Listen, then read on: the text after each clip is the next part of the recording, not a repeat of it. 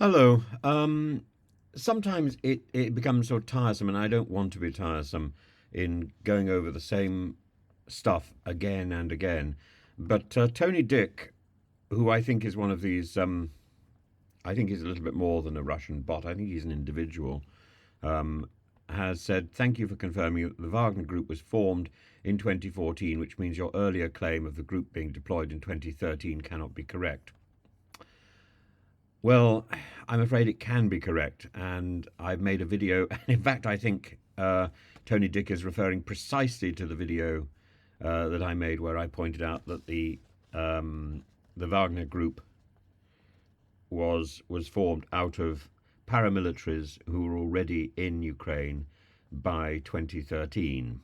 The Wagner Group was officially formed, I think, in 2014, or at least that's the first time we have any evidence of the group's existence.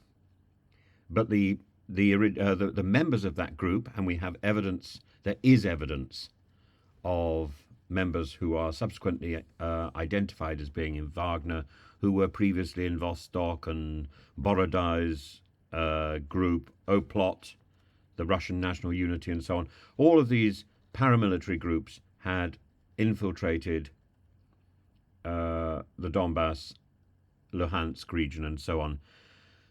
The um, the Wagner Brigade, once it was set up, had many different sections. One section, of course, which is particularly important, is the Rusich group, led by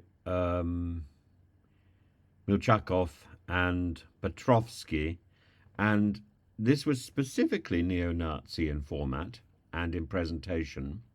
So it becomes extraordinary that it's this group which is accusing other Ukrainian groups of being neo-Nazi. Of course, the Nazi disease is infectious. Um, the but Utkin, who was covered in tattoos and things with Nazi slogans, um, he he wasn't doing anything new by creating the Wagner Group. He was simply establishing something. He was simply organizing something that was there. And I think it's important to establish this. People, organizations like the Russian nationalist motorcycle gang, which actually had very close ties with the Kremlin and with President Putin himself.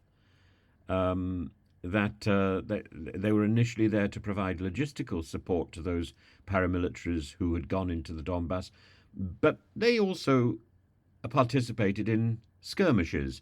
The Cossack paramilitaries, known as the All Great Don Host, were very quick in the Donbass. They were motivated by historical ties to the region, and again, a nationalist agendum to support ethnic Russians and Russian speakers.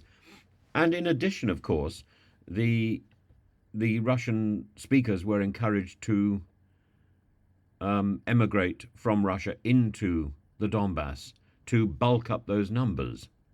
So the whole thing has been a very long term strategy. And in some ways, while it's tiresome to have to go over this history again and again, because of the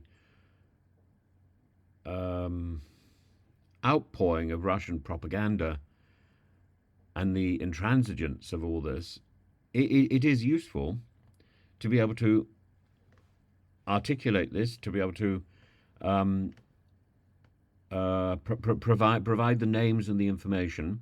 So just to confirm again, the Wagner Group was formed in 2014, but it had precursors and people who were subsequently recognized as part of the Wagner Group had previously been members of loose federations of paramilitary um, organizations that had infiltrated the Donbass to cause problems. The Night Wolves, the Cossack paramilitaries, the Slavyansk brigade led by Gherkin, the Vostaok brigade, Borodai's group, oplot, the Russian National Unity group, Um, I'm sure I've missed some out.